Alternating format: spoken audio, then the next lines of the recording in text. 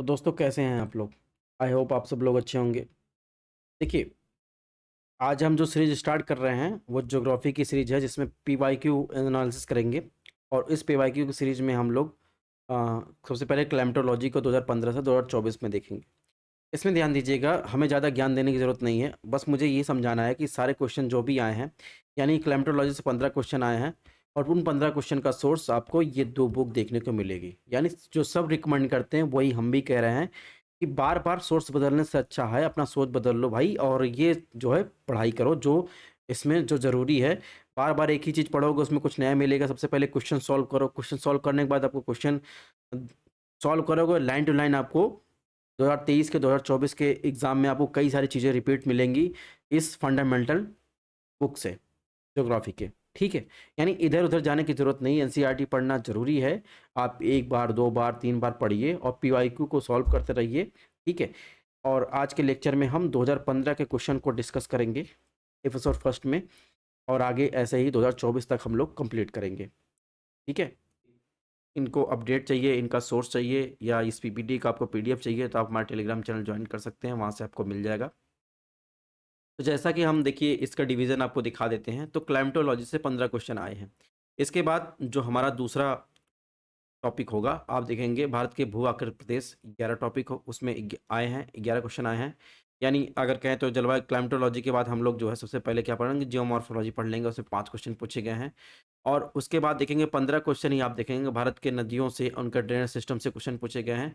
तो जो हम अपनी प्राथमिकता तय कर लेंगे उसके अनुसार सारे क्वेश्चन सॉल्व करते चलेंगे। सबसे पहला क्वेश्चन सॉल्व करते हैं, ध्यान से पढ़िएगा, ये इतना लेंदी लाइन दिया गया है, इसमें कुछ ही चीज़ें इंपॉर्टेंट हैं, ठीक है? ये वर्ड क्लाइमेटिक रीजन से आया है। अगर इसका सोर्स की बात करें तो सोर्स आप देखेंगे एनसीईआरटी का एक लास्ट चैप्टर है, चैप्टर नंबर 11, हो सकता है चैप्टर चेंज हो, ठीक है? नई पुरानी एनसीईआरटी यानी 2024-25 या 23-24 में तो कुछ मॉडिफिकेशन होते रहते हैं, तो उसके अकॉर्डिंग आप देख लीजिएगा, टॉपिक का नाम याद रखिएगा, यानी विश्व की जलवायु और जलवायु परिवर्तन, ये चैप्टर का नाम है। यहाँ पे आपको इसके बारे में मिल जाएगा। अगर बात करें इसमें क्वेश्चन की, तो इसमें पूछा है हर दिन कमोबेश एक जैसा होता है। यानी जो दिन होता है, दिन यानी वर्ष की अगर बात करें, इसमें कह रहा है वर्ष का जो है, साल का लगभग जो दिन होता है लगभग एक ही तरीके से होता है। सुबह और समुद्री मंद हवाएं पवन के साथ साफ उजली होती हैं। जैसे जैसे सूर्य आकाश के ऊपर चढ़ता है, गर्मी बढ़ती जाती है, घने बादल बनने लगते हैं और फिर बादल गरज के साथ, बिजली चमक के साथ वर्षा होती है। लेकिन ये वर्षा कैसी होती है? शीघ्र ही समाप्त हो जाती है। यानी आप देखेंगे जैसे जैसे दिन चढ़ता है वैसे वैसे आप देखेंगे टेम्परेचर बढ़ता है, और जब सूर्य आकाश में सबसे ऊंचाई पर रहता है तो बादल बनने के साथ अगर टेम्परेचर बढ़ रहा है तो आप देखेंगे तो वहाँ पे जो है पानी का वाष्पीकरण भी ज़्यादा हो रहा है और लो प्रेशर का विकास हो रहा है, ठीक है? टेम्परेचर बढ़ रहा है तो आर्द्रता भी ज़्यादा देखने को मिलेंगी, बादल बदलेंगे। लेकिन इसमें खासियत क्या है? वर्ल्ड क्लाइमेटिक रीजन में एक बात इसमें अंडरलाइन की गई है कि घने बादल तो बनते हैं वर्षा के लिए, लेकिन बादल जो होते हैं गरज और बिजली की चमक के साथ वर्षा करते हैं, लेकिन ये वर्षा कैसी होती है? कुछ ही देर के लिए होती है, ठीक है? यानी वर्षा शीघ्र समाप्त हो जाती है। तो इसमें बताया गया है कि जो उपयुक्त कथन दिए गए हैं वो किसका वर्णन करते हैं? सामान्य टाइप क्लाइमेट का, विषुवत-रेखीय जलवायु प्रदेश का, मानसूनी, भूमध्य सागरीय का। तो आपने तो पढ़ा होगा कि वर्ल्ड क्लाइमेटिक रीजन में कि जैसे विषुवत-रेखीय जलवायु प्रदेश होते हैं और मानसूनी जलवायु प्रदेश होते हैं, चीन टाइप जलवायु प्रदेश होते हैं, स्टेपी होते हैं, सूडान होते हैं, ठीक है?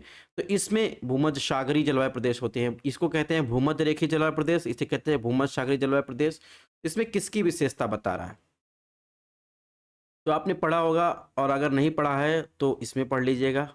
इसमें बात कर रहा है कि हॉट वेट इक्वेटोरियल क्लाइमेट की बात कर रहा है, यानी गर्म आर्द्र भूमध्य रेखीय जलवायु प्रदेश यानी विषुवत रेखीय जलवायु प्रदेश की बात कर रहा है, ठीक है? तो इसमें बहरहाल आंसर जो सही होगा, इसमें आप देखेंगे तो विषुवत रेखीय जलवायु प्रदेश का ऑप्शन सही होगा, ऑप्शन बी। ये आपको ध्यान रखना है, ठीक है? ऑप्शन बी इसमें सही होगा। कहते हैं जैसे जैसे क्वेश्चन आगे आते जाएंगे वैसे वैसे हम सारा डिस्कशन करेंगे। तो अगर बात करें डिस्ट्रीब्यूशन की, यानी जो हॉट वेट इक्वेटोरियल क्लाइमेट होती है वो कहाँ कहाँ विश्व में पाई जाती है, आप देखेंगे तो मलेशिया का रीजन, ठीक है, कांगो का रीजन और यहाँ अमेजोन फॉरेस्ट, यानी कुल मिलाकर जो हॉट वेट इक्वेटोरियल क्लाइमेट होती है, जहाँ जहाँ पर आपको रेन फॉरेस्ट यानी वर्षावन देखने को मिलते हैं, वहाँ पर इसकी आपको डिस्ट्रीब्यूशन आपको देखने को मिलेगा। जलवायु कैसी होती है? भूमध्य रेखीय जलवायु प्रदेश में सबसे आप देखेंगे सबसे अच्छी विशेषता वहाँ पे जो होती है, यहाँ पर देखेंगे दैनिक और वार्षिक तापांतर सबसे कम होता है, यानी कमोबेश एक जैसा आपको देखने को मिलेगा। यानी वर्ष भर तापमान में क्या एकरूपता पाई जाती है। यही लाइन जो है वो घुमा के बोल दिया है। यहाँ पर शीत ऋतु नहीं पाई जाती है। यहाँ पर औसत वार्षिक तापमान 18 से 27 डिग्री सेल्सियस तक होता है। उच्च तापमान के साथ आप देखेंगे अगर तापमान अधिक है तो आप देखेंगे वहाँ पर ह्यूमिडिटी भी अधिक पाई जाती है और एक समय के बाद गर्मी बढ़ती जाती है तो बादल छाए रहेंगे और भारी वर्षा होगी। अब इसमें विशेषता क्या है? दोपहर के बाद बिजली की चमक के साथ कुछ समय के लिए मूसलाधार बारिश होती है। तो यही लाइन एग्जैक्ट उठा के पूछ लिया, एक ये लाइन एक ये लाइन, ठीक है। चेंज करके थोड़ा बहुत पूछ लेता है। और एक चीज़ ध्यान रखिएगा, अगर जहाँ का औसत वार्षिक तापमान 18 डिग्री सेल्सियस से अधिक रहता है उसे मेगाफाइट में डिवाइड करते हैं, उसे मेगाफाइट करते हैं, जहाँ पर उष्णकटिबंधीय वनस्पति पाई है। इसके बारे में और डिटेल में चर्चा करेंगे आगे, ठीक है। वर्षा की बात करें तो 200 सेंटीमीटर से अधिक वर्षा होती है, ये ध्यान रखिएगा। अब बात करें तो इक्वेटोरियल क्लाइमेट में जो नियंत्रक होता है वो होता है सूर्य का प्रकाश। सूर्य का प्रकाश कैसे? सूर्य के प्रकाश की बात करें तो वहाँ पर सूर्य के प्रकाश के द्वारा ही आप देखेंगे सारी चीज़ें नियंत्रित होती हैं। यानी वहाँ पे जो आपको डाइवर्सिटी, यानी इक्वेटोरियल वर्षा वन में आपको जो डाइवर्सिटी देखने को मिलेगी पौधों की, वो सूर्य के प्रकाश के कारण ही देखने को मिलेगी। और वहाँ पर आप देखेंगे लेयर वाइज आपको फॉरेस्ट देखेंगे, बहुत घने वन पाए जाते हैं। एक पिक्चर यहाँ पर देखेंगे तो ऐसे ही ये है क्या? इक्वेटोरियल वेट क्लाइमेट है, यहाँ पर इसे कहते हैं वर्षा वन भी कहते हैं, ठीक है। तो यहाँ पर देखेंगे कई सारे छोटे छोटे पेड़ पौधे हैं, कई सारे आप देखेंगे बहुत पतले हैं। यहाँ के जो पेड़ पौधे हैं बहुत पतले हैं लेकिन बहुत ऊंचाई तक हैं, यानी इनका नियंत्रक कौन है? सूर्य का प्रकाश है। जहाँ जहाँ सूर्य का प्रकाश ज़्यादा पहुँचा वो पेड़ लंबे हो गए, जो नहीं पहुँच पाए वो बौने रह गए। तो कोई आप देखेंगे लेयर वाइज आपको फॉरेस्ट देखेंगे, बहुत घने वन पाए। तो वर्षा वन को ब्राज़ील में सिल्वास वन कहते हैं। और कैसी वनस्पतियाँ पाई जाती हैं? तो यहाँ पर mahogany, rosewood, Ironwood, cinchona, any, ebony और रबड़, कोकोआ, पाम ऑयल के उत्पादन के लिए उपयुक्त दशा पाई जाती है। यहाँ की लकड़ी कैसी होगी? कठोर होगी, ठीक है। अब देखिए यहाँ पर दो कोई एग्रीकल्चर नहीं होता, लेकिन आप देखेंगे प्लांटेशन की जो है खेती होती है, यानी जो पौधा, जैसे प्लांटेशन रबड़, कोकोआ, पाम ऑयल की बात करें तो होती है। क्यों खेती नहीं हो पाती? आप देखेंगे इतना डेंस फॉरेस्ट होता है, यहाँ पर खेती के लिए कहाँ ज़मीन आपको देखने को मिलेगी, ठीक है। इसलिए यहाँ पर खेती नहीं हो पाती है, लेकिन प्लांटेशन वाली खेती की जाती है, ठीक है। ऊंचे घने वृक्षों में आप देखेंगे जो पेड़ पौधे उनकी संख्या बहुत ज़्यादा पाई जाती है, बहुत भिन्न भिन्न की किस्में पाई जाती हैं। यहाँ की उपजाऊ बहुत कम, जो मिट्टी होती है बहुत कम होती है, इसलिए यहाँ पर झूम कृषि, यानी आप देखेंगे तो शिफ्टिंग कल्टीवेशन देखने को मिलेगा, ठीक है। और इसमें एक कीवर्ड लिखा गया है, इसको आपको ध्यान रखना है कि विषुवत रेखीय जलवायु प्रदेश की विविधता अधिक होती है, साथ में इसमें सघनता भी अधिक पाई जाती है, इसलिए इस प्रदेश का आर्थिक दोहन करना कठिन होता है, ठीक है। इतने डेंस फॉरेस्ट में इसका आर्थिक दोहन करना बहुत कठिन होता है, ना तो खेती हो जाए, खेती हो पाएगी, ना तो कोई और चीज़ हो पाती है, तो इसलिए मुश्किल होता है। अगर हम शिफ्टिंग कल्चर की बात किए हैं तो इसमें देख लेते हैं और कौन कौन से देश में शिफ्टिंग कल्चर को अलग अलग नाम से जाना जाता है। जैसे बात करें चेना, चेना को श्रीलंका में चेना कहा जाता था। लदांग आप देखेंगे जावा इंडोनेशिया में से कहा जाता है। झूम आप देखेंगे नॉर्थ ईस्टर्न इंडिया में आप देखने को मिलेगा। पोदू की बात करें तो आंध्र प्रदेश में, मिलाया की बात करें मैक्सिको सेंट्रल अमेरिका में, ठीक है। पुनोको की बात करें ये वेनेजुएला में देखने को मिले। रोका, रोका ब्राज़ील में, ये आप देखेंगे शिफ्टिंग कल्टीवेशन का नाम है। मिल्पा, मिल्का आप देखेंगे तो ग्वाटेमाला कांटा सिटी में आपको देखने को मिलेगा। तो ये कुछ चीज़ें हैं जो आपको याद रखनी है, ठीक है। अगर बात करें इससे संबंधित और क्वेश्चन कहाँ पूछे गए हैं तो इससे संबंधित आप देखेंगे तो ये यूपी आप देखेंगे इसके पहले 2013 में क्वेश्चन पूछे गए हैं, 2012 में भी क्वेश्चन पूछे गए हैं, ठीक है। भूमध्य रेखीय वनों की एक अनूठी विशेषता है, क्या है? लंबे एक दूसरे से सटे पेड़ों की उपस्थिति जिनके मुकुट एक सतत छत्र बनाते हैं। अभी मैंने बताया ना कि लेयर में पाए जाते हैं, ठीक है। ये हो गए लंबे और घने मुकुट जो एक लेयर में पाए जाते हैं, ठीक है। और बड़ी संख्या में प्रजातियों का सह अस्तित्व में रहते हैं। अधिक पादपों अनेक किस्मों की उपस्थित होती है। तो आपको बताना है इसमें कौन सा सही है। इसको आप आंसर में आप कमेंट बॉक्स में बताइएगा। हमने सारी विशेषता बता दी। अब देखिए 2012 में एक क्वेश्चन आया, इनमें से उष्णकटिबंधीय सवाना क्षेत्र की जलवायु की विशेषता है। इसमें पूछा है उष्णकटिबंधीय सवाना क्षेत्र जलवायु की विशेषता है। पूरे वर्ष वर्षा, केवल सर्दियों में वर्षा, एक अत्यंत छोटा शुष्क मौसम, एक निश्चित शुष्क और गीला मौसम। तो ये ध्यान रखिए उष्णकटिबंधीय सवाना क्षेत्र की विशेषता पूछ रहा है। इसका भी आंसर आप कमेंट बॉक्स में बताइएगा। अगर बात करें हॉट वेट इक्वेटोरियल क्लाइमेट में तो कैसे सॉइल पाई जाती हैं, तो आप देखेंगे लैटराइट सॉइल पाई जाती है, यानी लाल मिट्टी पाई जाती है। ठीक है, ये आपको ध्यान रखना है। आप देखेंगे इसमें जो है गहरी जो मिट्टी सॉइल होती है, लैटराइट सॉइल है, इसमें आप देखेंगे तो लाल कलर है, जिसमें लोहे के ऑक्साइड और पोटास की अधिकता पाई जाती है। ठीक है, यानी मिट्टी उपजाऊ नहीं होती है, इसीलिए यहाँ खेती भी नहीं की जा सकती है।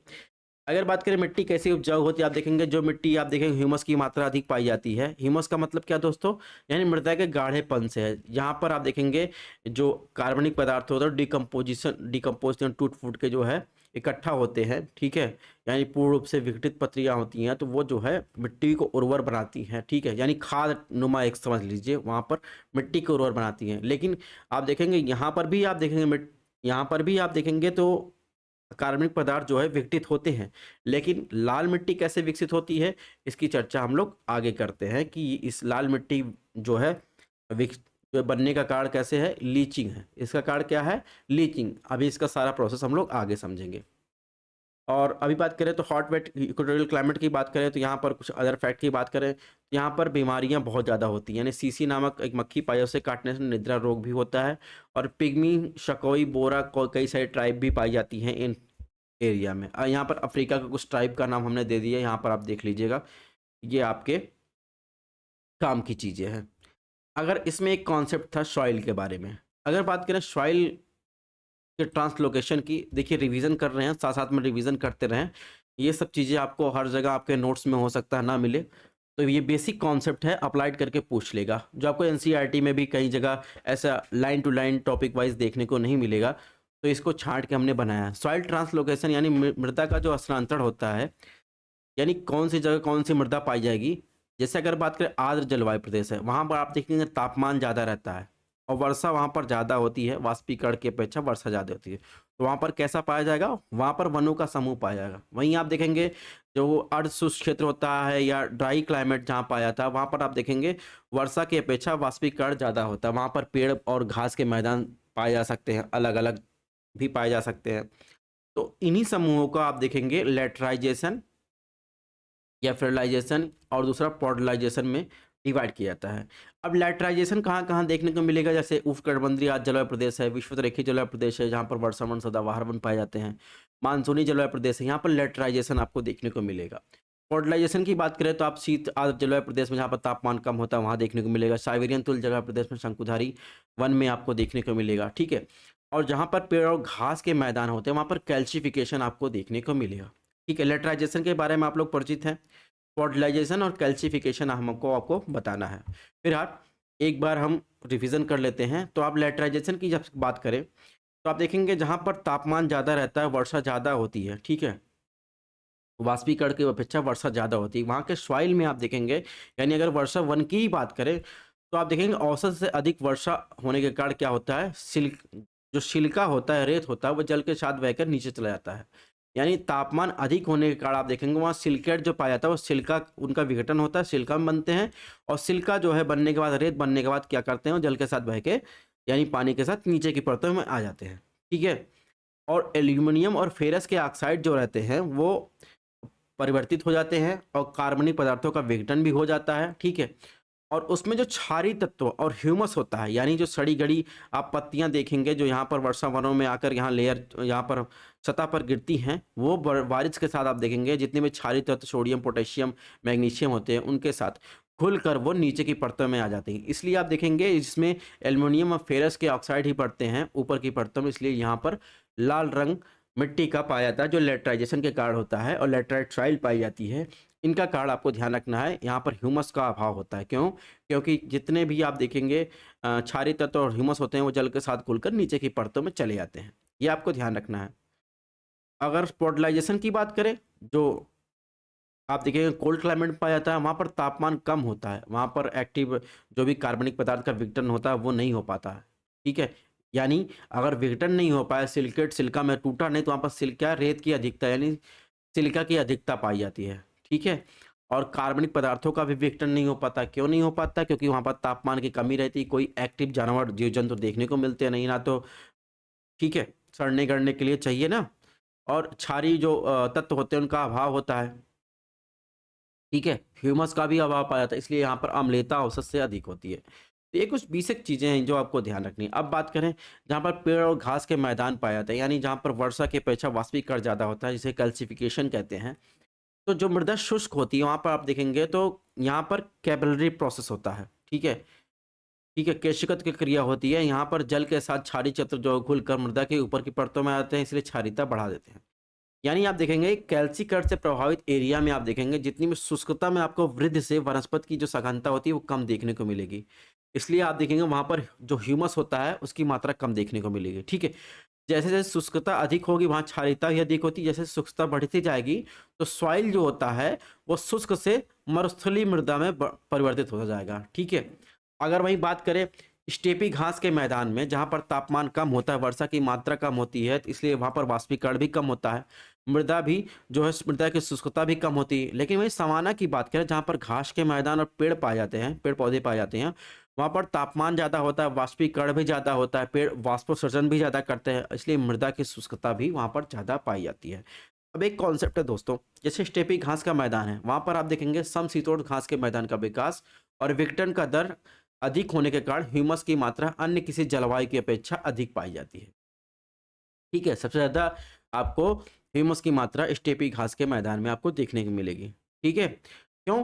क्योंकि अन्य किसी जलवायु प्रदेश की अपेक्षा इस जलवायु प्रदेश में लीचिंग और कैल्सिफिकेशन, लीचिंग के कारण आप देखेंगे जितना भी ह्यूमस होता है वो नीचे चला जाता है। कैल्शीकरण के कारण आप देखेंगे तो वहाँ पर विघटन ही नहीं हो पाता है, ठीक है?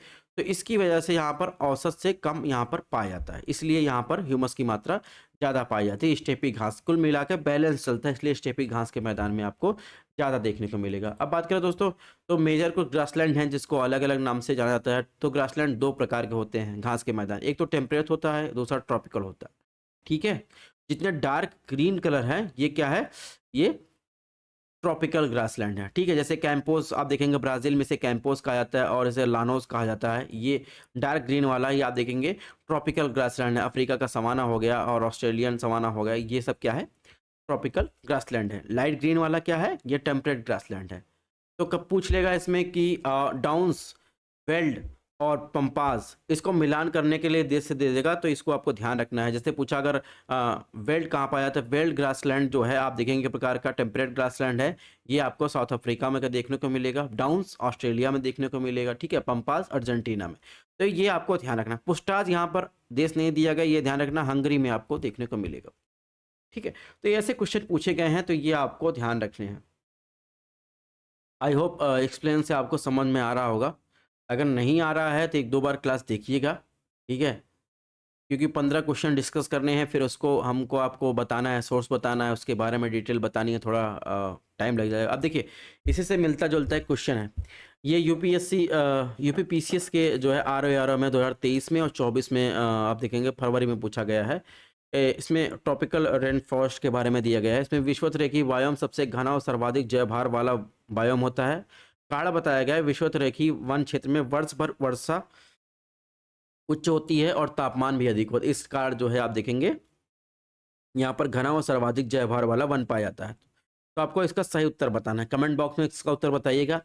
और देखिए दूसरा क्वेश्चन पूछा गया है सॉइल के बारे में। कथन किया गया है जो लाल मिट्टी का रंग लोहे के उच्च अनुपात के बजाय, ध्यान रखिएगा, लोहे के उच्च अनुपात के बजाय उसके व्यापक प्रसार के कारण होता है। कारण उनमें आमतौर पर नाइट्रोजन, फास्फोरस और ह्यूमस की कमी होती है। इसका भी आंसर आपको देना है। तो इन दोनों का आंसर आप देखिएगा। इसका आंसर हम आपको बता चुके हैं, कमेंट बॉक्स में आपको इसका आंसर बताना है। 2015 में एक क्वेश्चन अब पूछा गया, ये आपको बताना है। आप ध्यान से पढ़िएगा, देखने में बहुत सारी चीज़ें इसमें सही लगेंगी, ठीक है? इसको आपको ध्यान से पढ़ना है। इसमें ट्रॉपिकल साइक्लोन के बारे में बताया गया है कि वहाँ क्यों नहीं आते, यानी उष्णकटिबंधीय ट्रॉपिकल अक्षांशों, ठीक है? कि दक्षिणी अटलांटिक और दक्षिण पूर्वी प्रशांत क्षेत्रों में चक्रवात क्यों नहीं उत्पन्न होता। यानी जो साइक्लोन होता है ये आप देखेंगे दक्षिणी अटलांटिक और दक्षिण पूर्वी प्रशांत क्षेत्रों में चक्रवात क्यों नहीं उत्पन्न होता है। ये दोनों भी आप देखेंगे ये उष्णकटिबंधीय क्षेत्र में स्थित है, ठीक है? ये आपको बताना है। तो इसमें ऑप्शन दिया गया है कि समुद्र का जो सतह होता है उसका तापमान निम्न होता है। ऑप्शन बी अंतः उष्णकटिबंधीय अवसर्ज यानी इंटरट्रॉपिकल कन्वर्जन जोल बिरले ही बनते हैं। सी कोरियालिस बल अत्यंत दुर्बल होता है। डी उन क्षेत्र में भूमि मौजूद नहीं होती है। तो इसको आपको बताना है। अब बात करें एनसीईआरटी में। एनसीईआरटी में एक टॉपिक है वायुमंडलीय सर्कुलेशन यानी वायुमंडलीय परिसंचरण और मौसम सिस्टम, चैप्टर 9 है। यहाँ पर आप देखेंगे सारी चीज़ें आपको यहाँ पर दी गई हैं। इसी में आप जाएंगे तो इसके बारे में पूछ रहा, जो ये वाला एरिया है, ठीक है, साउथ पैसिफिक ओशियन है, ठीक है। और इसके अलावा देखेंगे तो ये वाला एरिया है, यानी आप देखेंगे अटलांटिक ओशन की बात कर रहा है ना, दक्षिणी अटलांटिक की बात कर रहा है। ध्यान रखिएगा ये दोनों एरिया। यहाँ पर पूछ रहा है चक्रवात क्यों नहीं आते हैं, ठीक है। ये भी तो ट्रॉपिकल रीजन में ही माना जाएगा। यहाँ पर देखेंगे इसके हिसाब से ट्रॉपिकल रीजन में ही आप देखने को मिलेगा। तो ये कह रहा है कि यहाँ पर चक्रवात क्यों नहीं आते हैं। अब देखिए एक तो कार्ड आप देखिए, यहाँ पर पेरू की जलधारा स्थित है, ये ठंडी जलधारा है, ठीक है। अब चक्रवात को बनने के लिए, अब एक तो दूसरा देखेंगे दक्षिण अटलांटिक, यहाँ पर बेंगुला की जलधारा, ये भी क्या है, ठंडी जलधारा है। एक तो तापमान जो है बहुत कम है। अब चक्रवात को उत्पन्न होने के लिए क्या क्या चाहिए, तो यहाँ पर आप देखेंगे एक बड़ी समुद्री सतह सबसे पहले चाहिए, जहाँ पर 27 डिग्री सेल्सियस से अधिक तापमान होना चाहिए। कोरियालिस बल का होना भी कंपलसरी है, ठीक है। और द्वादर पवनों की गति का जो अंदर होता है वो कम होना चाहिए। कमजोर निम्न दाब वाला क्षेत्र यानी निम्न स्तरीय चक्रवाती प्रसंचरण होना चाहिए। समुद्री तल का ऊपरी अपसरण होना चाहिए, ठीक है। तो ये आपको ध्यान रखना है।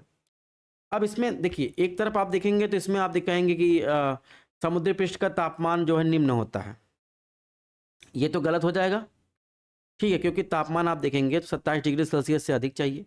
कोरियालिस बल जो है अत्यंत दुर्बल होता है, ये भी गलत है, क्योंकि कोरियालिस बल की उपस्थित होना जरूरी है।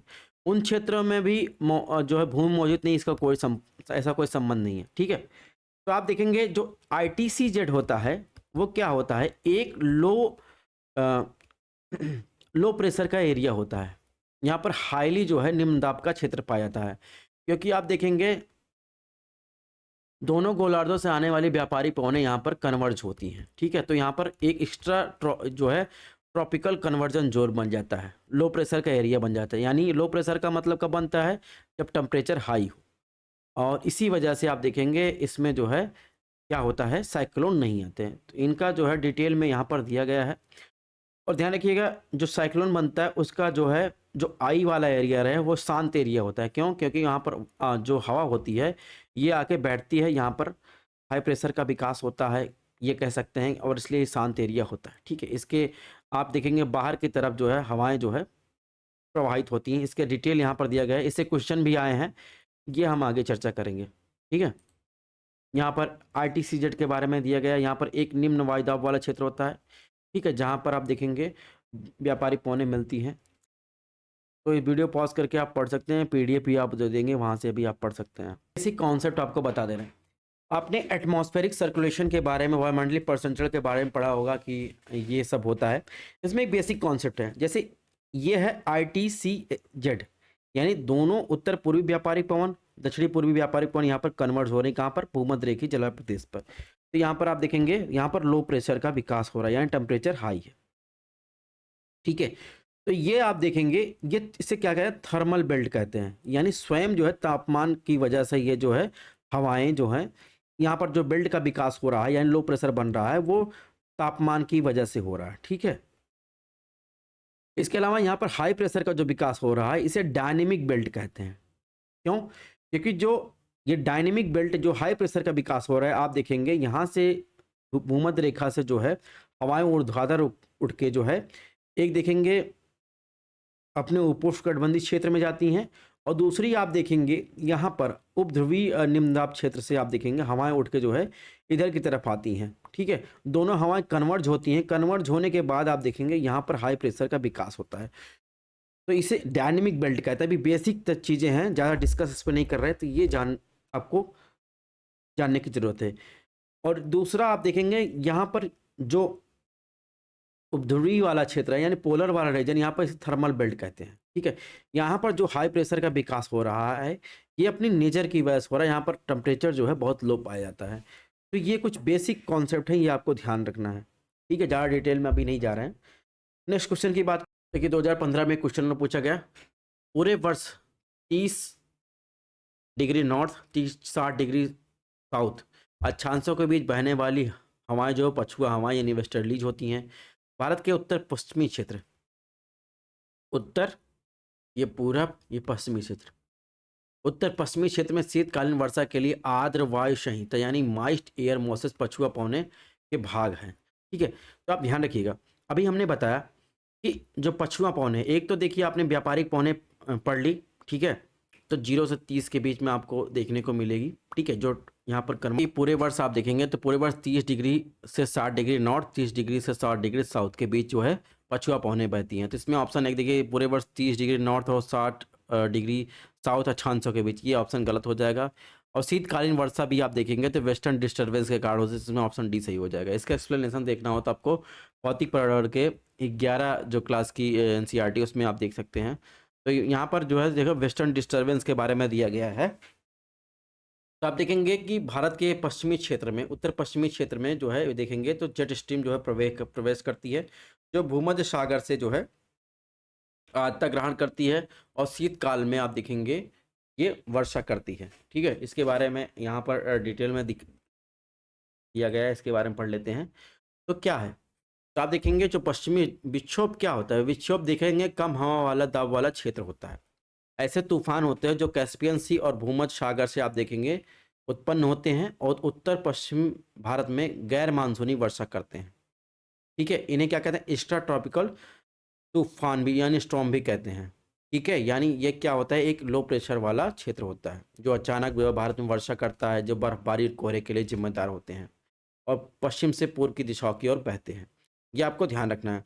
अब इससे कुछ फायदे भी हैं जिनको आपको ध्यान रखना है। जैसे अगर बात करें भारत में इसका क्या प्रभाव पड़ता है, तो उत्तरी भारत में वर्षा होती है, ओले भी पड़ते हैं, कोहरे भी पड़ते हैं। ठीक है, आप देखेंगे शीत ऋतु में मानसून से पूर्व वर्षा होती है, इसी कारण आप देखेंगे रबी की फसल के जो है ये बहुत ज़्यादा लाभदायक होता है। और वेस्टर्न डिस्टर्बेंस हमेशा अच्छे मौसम का सूचक नहीं होता है, कभी कभी वेस्टर्न डिस्टर्बेंस से क्या होते हैं, बाढ़, फ्लैश फ्लड भी आ जाते हैं, लैंडस्लाइड भी हो जाता है, धूल भरी आंधियाँ भी चलती हैं। ठीक है, ओलावृष्टि भी चलता है, तो ये सब देखने को मिलता है। ठीक है, यानी अगर कमज़ोर वेस्टर्न डिस्टर्बेंस होता है तो पूरे उत्तर भारत में फसल की उपज की विफलता और जल की समस्या देखने को मिलती है। ये चीज़ आपको ध्यान रखना है। अगर एक मजबूत आप वेस्टर्न डिस्टर्बेंस आपको देखने को मिलता है तो इससे क्या होता है, किसानों और सरकारों को जल की कमी से जुड़ी समस्याओं से बचने में मदद मिलती है। और सबसे मेन चीज़ यह है, रबी की फसल को बहुत ज़्यादा हेल्प करती है उसे ग्रो करने में। ठीक है,